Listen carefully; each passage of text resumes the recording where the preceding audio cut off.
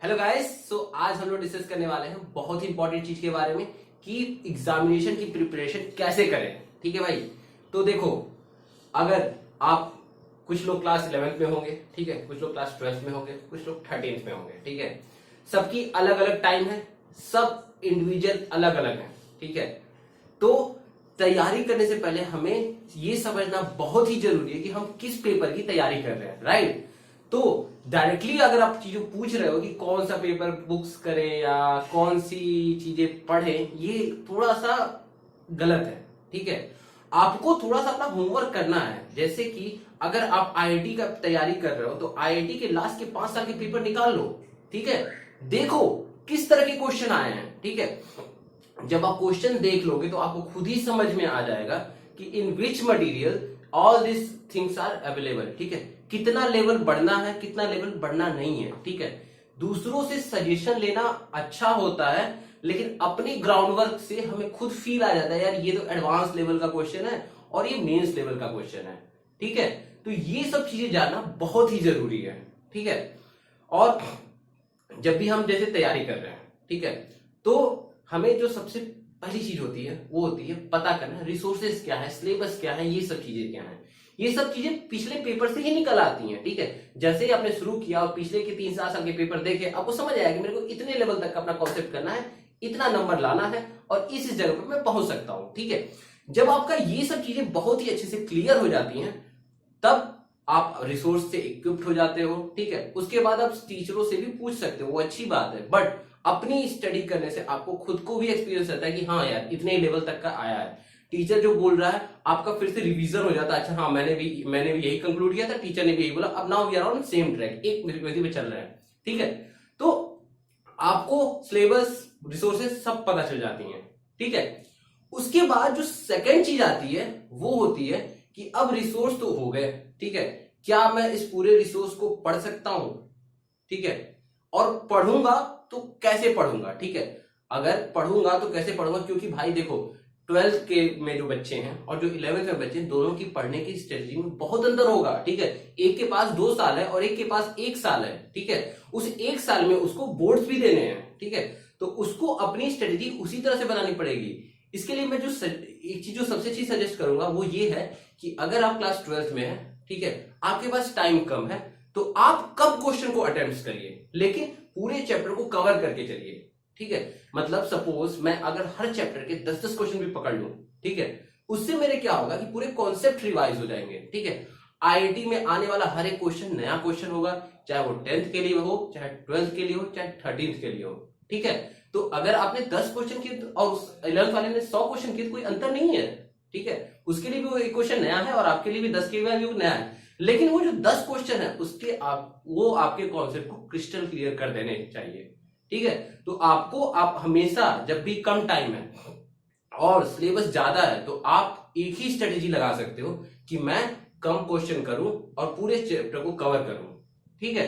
तो इससे आपका ये पता चल जाएगा ठीक है यार मेरे पास इतना टाइम है, अब मैं हर टॉपिक्स के 10, 20, 30 जितने भी ले सकते हो यार। 4 दिन की भी स्ट्रेटेजी होती है, 10 दिन की भी होती है, जितनी भी होती है, लेकिन वो इसी तरह निकल के आती है, ठीक है। आपके पास कितना टाइम है, क्योंकि देखो यार एक चीज है कि जो पेपर होगा, ठीक है, वो पूरे सिलेबस से आएगा, पूरे तीनों सब्जेक्ट से आएगा, ठीक है। ये चीज तो पक्की है। अब अगर ये चीज पक्की है तो इसका मतलब आपको क्या करना है कि आपको पूरा सिलेबस कंप्लीट करना है, तीनों सब्जेक्ट का कंप्लीट करना है, ठीक है। आपको सबको लेके चलना है, ठीक है। तो यहीं पे स्ट्रेटेजी आपकी रोल प्ले करती है, ठीक है भाई। देखो मैं एक चीज तो मानता हूं कि सब स्टूडेंट एक तरीके से नहीं होते, ठीक है, लेकिन यही तो एक यूनिकनेस है कि आप एक तरीके से नहीं हो, लेकिन आप स्ट्रेटेजी भी तो अपनी अलग बना सकते हो, ठीक है। आप अलग अलग स्ट्रेटेजी से चल सकते हो, ठीक है। कंसेप्ट करना क्या है, देखो यार जो पेपर होता है ना वो सिर्फ आपका नॉलेज नहीं चेक करता है, वो आपकी स्मार्टनेस चेक करता है कि आपने कैसे चीजों को कवर किया, ठीक है। 11th-12th में जितना टॉपिक आप पढ़ लेते हो ना, आप बीटेक में भी जाओगे तो इतना उतना कंबाइन नहीं पढ़ोगे, कुछ मैकेनिकल लोगे, कुछ सीएस लोगे, तो एक पर्टिकुलर पार्ट ही पढ़ोगे, ठीक है। तो वहां पे आपको वास्ट चैप्टर पढ़ने की स्ट्रेटेजी चेक की जाती है कि आप कैसे पूरे चैप्टर को कवर कर पा रहे हो, कैसे आप प्रेशर को हैंडल कर पा रहे हो, वहां ये सब चीज चेक होता है। आप देखो तो गेम जब होता है, ठीक है, तो हमेशा बेस्ट टीम नहीं जीतती। क्यों नहीं जीतती? क्योंकि भाई गेम जो हो रहा है वो 50 ओवर का एक गेम है, ठीक है, अगर वनडे की बात करें, या फिर 20 ओवर का एक गेम है, 2020 की बात करें, उस 20 ओवर में जिसने अच्छे से सब चीजें डिलीवर कर दी वो टीम जीत जाती है, ठीक है। वो डिपेंड नहीं करता कि कौन सी चीजें कितनी अच्छी हैं, ठीक है। तो स्ट्रेटेजी बनाना बहुत ही इंपॉर्टेंट है, और स्ट्रेटेजी ऐसी होनी चाहिए जो आपके हिसाब से हो, ठीक है। ऐसा नहीं कि यार एक टॉपर ने क्या किया, उसने पूरी ये बुक लगा दी थी तो मैं भी वो बुक लगाऊंगा, नहीं निकाल पाओगे, ठीक है। वो टॉपर की स्ट्रेटेजी थी, उसके पास टाइम था, उसका कंसिस्टेंसी क्या पता उतने कंसिस्टेंट ना हो, ठीक है। लेकिन एक बात है कि जैसे आपको अगर अपने हिसाब से आपने बना लिया तो आप मोस्ट ऑप्टिमम बिहेव करोगे, और लाइफ में हमें ऑप्टिमम बिहेव करना है, ठीक है। हम लाइफ में अगर ऑप्टिमम बिहेव करें तो पेपर निकल सकते हैं, ठीक है। यार मैंने देखा है कि लोग शुरुआत में तैयारी करते हैं आईआईटी की, ठीक है, और उसके बाद आईआईटी जब पेपर पास आता है तो चीजें भूल जाती हैं, और फिर वो इवन स्टेट गवर्नमेंट कॉलेज भी नहीं क्वालिफाई कर पाते। रीजन बीइंग दैट वो प्रिपेयर्ड ही नहीं थे, उनको पता नहीं था ऐसा भी हो जाएगा, ठीक है। तो पहले आप उसी तरह की स्ट्रेटेजी बनाओ, और हमेशा हाई लेवल से पहले लो लेवल जरूर कर लो, ठीक है। क्योंकि अगर आप एडवांस के क्वेश्चन देखो तो उसमें ऐसा नहीं कि फ्रिक्शन कुछ और हो जाता है, फ्रिक्शन तब भी म्यून ही लगता है, ठीक है। बट ये है कि वहां थीटा कुछ अलग हो जाएगा, कुछ अलग कंडीशंस आ जाएंगी, लेकिन कॉन्सेप्ट रिमेन द सेम। उसके बाद आपको एक और लेवल की चीजें इंप्रूव होगी, ठीक है। तो वो सब चीजें को बहुत ही अच्छे से स्ट्रेटेजी आपको बनानी है, ठीक है। स्ट्रेटेजी में अगर एक बात करूं तो एक होता है कि पूरा सिलेबस कवर करना, ठीक है। तीसरा स्ट्रेटेजी में एक मेन चीज आती है, वो होती है बैलेंस करनी है अपनी चीजें। बैलेंस करना इन द सेंस कि यार देखो, जैसे फिजिक्स है, मैथ्स है, केमिस्ट्री है, ठीक है, तीनों का पेपर में वेटेज जो है वो सेम है। मतलब ऐसा नहीं कि फिजिक्स से ज्यादा क्वेश्चन आएंगे, मैथ्स से कम आएंगे, या फिर मैथ से ज्यादा आएंगे, केमिस्ट्री से कम आएंगे, केमिस्ट्री से ज्यादा आएंगे, ठीक है। तो आपको इन तीनों से ही इक्वल क्वेश्चन आएंगे। तो अगर सपोज मैं बात करूं, अगर सिंपल सा एक फंडा लगा लो यार कि अगर आपको टाइम इन्वेस्ट करना है, अगर मैं 3 घंटा दे रहा हूँ, 3 घंटे के बाद पेपर करा रहा हूँ, तो आप क्या करोगे? आप ऐसे ही करोगे ना कि 1 घंटा फिजिक्स से भी जितने कवर हो सकते हैं कर लो, क्योंकि यार कठिन क्वेश्चन तो किसी के नहीं बनेंगे, लेकिन इजी सारे करने की कोशिश करोगे आप, ठीक है। तो यही स्ट्रेटेजी गेम चेंजिंग स्ट्रेटेजी होती है कि हम हमेशा अपने होम फील्ड पे स्ट्रांग रहें, ठीक है। अगर हम कंसिस्टेंट हैं तो अपने इजी क्वेश्चन को एकदम कंसिस्टेंट पकड़ के चलें, और अगर आप कंसिस्टेंटली लगे चलेंगे ना तो पेपर क्वालिफाई हो जाएगा। तो वो कंसिस्टेंसी बनानी है, अपने हिसाब से वो चीजों को टेम करना है कि आप उस चीजों को निकालो। तो पहले ये जो तीनों सब्जेक्ट हैं उनको इक्वल टाइम दें, ठीक है। उसके बाद ये आपके अंदर जजमेंट आएगा कि आपको लगता है यार फिजिक्स तो मेरा सही है, ठीक है, इसको मैं कम टाइम में भी निकाल सकता हूँ, I need to work more on chemistry, तो उसके लिए आप थोड़ा सा ऊपर नीचे कर सकते हो, ठीक है। तो ये हमेशा आपके ऊपर जजमेंट जाएगा, ठीक है। आप कैसे पढ़ते हो, आप कैसे चीजों को रिटेन करते हो, ये चीज आप पे होगी, ठीक है। तो आपको क्या करना है कि धीरे धीरे चीजों को रिटेन करना है और बैलेंस करना है। एक बार चीजें बैलेंस हो गई तो तीसरी चीज आती है रिवीजन की, ठीक है। भाई देखो, जब हम लोग कोई चैप्टर सॉल्व करते हैं तो उसके हाई लेवल क्वेश्चन भी बन जाते हैं, ठीक है, लेकिन 3 महीने बाद वो चैप्टर भूल ही जाता है, ठीक है। तो ये चीज नहीं होनी चाहिए। अगर आप थोड़ा थोड़ा ही पढ़ रहे हो तो आप अगर आपने धीरे पढ़ना शुरू किया तो आपको एक चीज लेके करनी है कि भूले ना। आप रिवीजन के लिए आधा घंटा, 1 घंटा, 15 मिनट जितना भी दे सकते हो दो, ठीक है, लेकिन यार दिमाग में होनी चाहिए, ठीक है। एटलीस्ट नहीं कठिन उस टाइप का नहीं बन रहा तो आसान क्वेश्चन तो हर टॉपिक के बनने चाहिए, ठीक है। इसके लिए जो आप कर सकते हो वो रिवीजन तो आप रोज करोगे, ठीक है। 15 दिन या फिर 1 हफ्ते में एक बार कोई किसी भी की टेस्ट सीरीज दो जिसमें वो पर्टिकुलर चैप्टर आ रहे हो। उससे क्या होगा, आपको ये क्रॉस चेक होगा कि आपने उस चीज को रिटेन कर रखा है, ठीक है।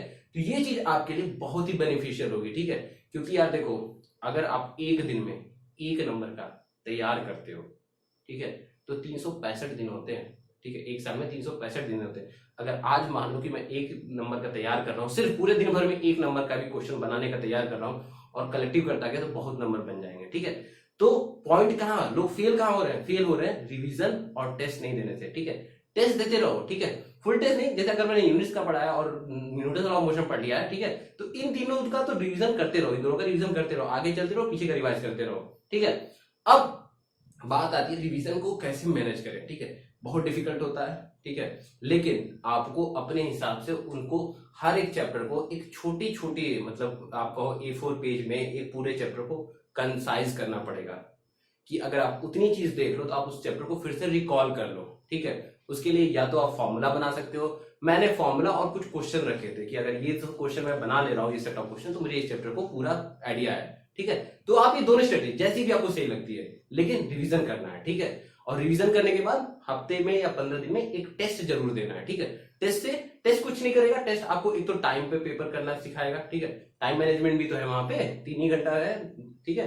तो टाइम मैनेजमेंट भी आपको सिखाएगा, और कैसे आपको चीजें रिटेन हो रही ये भी चीज आपको पता चलेगी, ठीक है। और दूसरी चीज कि कभी भी टेस्ट सीरीज में कम नंबर आए तो उससे परेशान नहीं होना है, ठीक है। टेस्ट सीरीज में कम नंबर से परेशान नहीं होना है, क्योंकि टेस्ट सीरीज के टॉपर ऐसा नहीं कि फर्स्ट रैंक लाते हैं, ठीक है। अगर ऐसा होता तो फिटजी या जितने भी अच्छे अच्छे कोचिंग इंस्टीट्यूट हैं वो अपने फर्स्ट जो रैंक ला रहा है उसको आईआईटी का रैंक वो ओपनर कर देते, लेकिन नहीं ऐसा होता है, ठीक है। टेस्ट सीरीज सिर्फ आपकी टाइम की प्रैक्टिस करवाती है, क्योंकि कोचिंग आपको हो सकता है बहुत हाई लेवल क्वेश्चन दे रहा हो, ठीक है, तो आप उस समय ना परफॉर्म कर पा रहे क्योंकि आपने एक सेलेक्टेड लेवल की प्रिपरेशन कर रखी है, या कोई कोचिंग क्या होता है कि बहुत इजी क्वेश्चन देता है, वहां बहुत अच्छा करते हैं, ठीक है। तो ठीक है, वो नंबर्स इज अनदर थिंग, आपको टाइम पे करना है क्वेश्चन, ये चीज आपको ध्यान रखनी है, लेकिन टेस्ट देते रहना। इसका मतलब ये नहीं कि आप टेस्ट देना छोड़, टेस्ट देते रहो और चीजों को रिवाइज करते रहो। तो इस तरह से आप चाहे 11th में हो, 12th में हो या 13th में हो, आप अपने प्रिपरेशन को बेस्ट कर सकते हो, ठीक है। तीसरी चीज जो बहुत इंपॉर्टेंट होती है वो है कि ड्रॉप कब किया जाए, कब नहीं किया जाए। तो देखो यार, अगर बात करोगे ड्रॉप करने की, तो ड्रॉप के कई डिसएडवांटेज होते हैं और कभी कभी एडवांटेज भी होते हैं, ठीक है। पहला डिसएडवांटेज होता है कि ड्रॉप होने में आपका 1 साल बर्बाद होता है, ठीक है। और उसके बाद आप पे प्रेशर बहुत ज्यादा होता है, और प्रेशर पे खेलना बहुत ही कठिन होता है, ठीक है। और चांसेस बहुत हाईली होते हैं कि आप क्वालिफाई ना हो, ठीक है। तो उस चीज को प्रेशर हैंडल करना बहुत डिफिकल्ट होता है, और many of the time student lack that thing, और उनका मतलब जो नॉर्मली बिहेव करते हैं उससे भी कम नंबर आता है, ठीक है। तो ये डिसीजन आए ना, इसके लिए आप अगर 11th में हो, चाहे 12th में हो, चाहे 13th में हो, 13th पे बात कोई ऑप्शन नहीं है, ठीक है।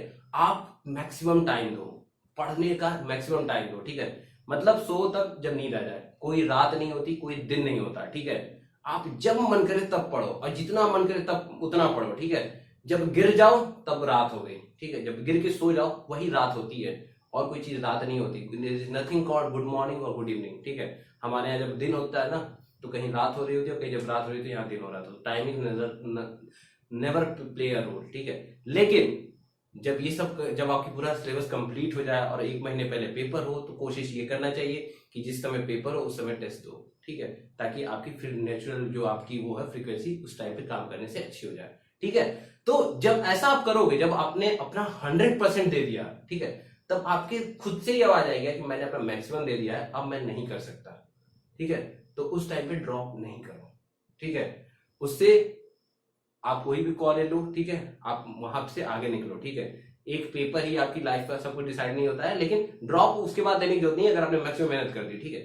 कभी कभी क्या होता है, किन्हीं लोगों के साथ कुछ पर्टिकुलर सिचुएशन घट जाती है, जैसे कि मान लो कि घर में किसी की तबीयत खराब या कुछ ऐसा चीज जो उनको इफेक्ट किया, और उनको लगता है कि नहीं यार 1 साल ड्रॉप देने से मैं अच्छा कर सकता हूँ, दैट टाइम वो ड्रॉप ले सकते हैं, ड्रॉप खराब नहीं होता। लेकिन ड्रॉपर्स के अपने ही एक डिसएडवांटेज होते हैं, अपना ही एक प्रेशर होता है, उस प्रेशर को हैंडल करना बहुत डिफिकल्ट हो जाता है, ठीक है। तो लेकिन ये जो मेहनत करने की आदत है वो तो आपको डालनी पड़ेगी। देखो गाइस, वीक अगर आप होगे तो पेपर क्वालिफाई कर लोगे, लेकिन आपको स्मार्टली प्ले करना पड़ेगा, ठीक है। स्मार्टली प्ले करना पड़ेगा। हर पेपर की अपनी अलग तैयारी होती है। अगर आप बोर्ड्स की बात करो तो बोर्ड्स में अच्छी राइटिंग, छोटे सिलेबस को कवर करने की स्ट्रेटेजी होती है, ठीक है। तो कई बच्चे बोर्ड्स में अच्छा परफॉर्म करते हैं और आईटी अच्छा नहीं करते, ठीक है, क्योंकि उनकी स्ट्रेटेजी छोटे सिलेबस पे अच्छा काम कर रही है, ठीक है। और जब बड़ा सिलेबस तो बड़े सिलेबस को कवर ही नहीं कर पाए, ठीक है। ऐसा नहीं कि आप बोर्ड्स में अच्छा करोगे तो आईटी खराब करोगे, ये कोई सिक्योरिटी नहीं है, लेकिन आपको बोर्ड्स की स्ट्रेटेजी और आईटी स्ट्रेटेजी को दोनों को अलग रखनी पड़ेगी, दोनों एकदम अलग पेपर है, ठीक है। तो ये चीजों को ध्यान रखना है। देखो, अगर मैं अपना एक्सपीरियंस बताऊं तो यार देखो, मेरी जो लॉबी थी वो बहुत लोअर लॉबी थी, ठीक है। मेरे साथ जो थे वो बहुत वीक थे, ठीक है। मैं उनके साथ रहा हूँ, ठीक है। तो मेरे को पहले से ही पता रहता है कि आप कहाँ कहाँ गलती कर सकते हो, ठीक है, कहाँ कहाँ मतलब आपने बताया कि यार लेट लग रहा था, मुझे पता था कि कौन सी इक्वेशन आप लिख रहे हो, ठीक है, क्योंकि मैं सारे प्रॉब्लम मिस्टेक्स खुद भी किया हूँ, ठीक है। तो उसी को मैं रिफ्लेक्ट करता हूँ अपनी टीचिंग में कि कहाँ कहाँ चीजें आप गलत करोगे, ठीक है। अभी आप जैसे साइन थीटा या फिर जैसे वेक्टर पढ़ रहे हो या फिर न्यूटन लॉ ऑफ मोशन पढ़ रहे हो, तो उस समय लगता होगा थीटा वटा कितना इजी है, 10 बार क्यों बता रहे हो, लेकिन वही 10 बार आप लोग पक्का भूलोगे वहां पे, ठीक है। रिजोल्यूशन ऑफ वेक्टर आ गया ना, तो फिर चाहे इलेक्ट्रिक फील्ड हो, चाहे मैग्नेटिक फील्ड हो, चाहे कहीं हो, रिजोल्यूशन ऑफ वेक्टर वैसे ही होगा। भूलेगा क्या, थीटा किधर रिजॉल्व होना है। तो बहुत प्रैक्टिस करनी है। अगर आप एक चैप्टर में अगर आप अच्छी प्रैक्टिस करो तो दूसरे चैप्टर में उसकी मेहनत दिखती है, ठीक है। जैसे प्रोटाइल मोशन में आपने बहुत अच्छा मेहनत कर लिया, तो प्रोटाइल मोशन के क्वेश्चन सिमिलर वे में इलेक्ट्रिक फील्ड में भी पूछे जाते हैं। तो हर चीज को आप कनेक्ट कर लोगे, ठीक है। और एक कनेक्ट करना ही आपको पेपर क्वालिफाई कराएगा, ठीक है। तो बी गाइस, वर्क हार्ड, ठीक है। आईआईटी कर जाओगे, ठीक है। तैयारी करते रहो, ठीक है। आप मेरे लेक्चर भी देख सकते हो अनअकैडमी पे, ठीक है। और कोई और अगर आपको कुछ जानना हो तो आप प्लीज कमेंट बॉक्स में लिखना, ठीक है। I will try to help you, ठीक है। आई होप ये वीडियो आपको हेल्प करेगा, ठीक है, आपकी प्रिपरेशन को करने में, ठीक है। हमेशा हाई रखो अपने माइंड को, ठीक है। लो कभी मत होना, ठीक है। लो होने से कोई फायदा नहीं है, क्योंकि फिर भी आपकी एफिशिएंसी कम हो जाएगी, ठीक है। सेल्फ डाउट नहीं होना चाहिए, ठीक है। ये डाउट नहीं होना चाहिए कि हमने लेट शुरू किया, कोई दिक्कत नहीं है लेट शुरू किया, बट कंटिन्यूअस करेंगे, सारा चैप्टर कंप्लीट करेंगे, स्ट्रेटजी बनाएंगे, और एक खराब टीम भी मैच जीतेगी, ठीक है। आप कोई भी टीम हो, आप अपनी स्ट्रेटेजी अगर सही कर लोगे तो पक्का क्वालिफाई कर लोगे। That's the promise from my side. Thank you guys.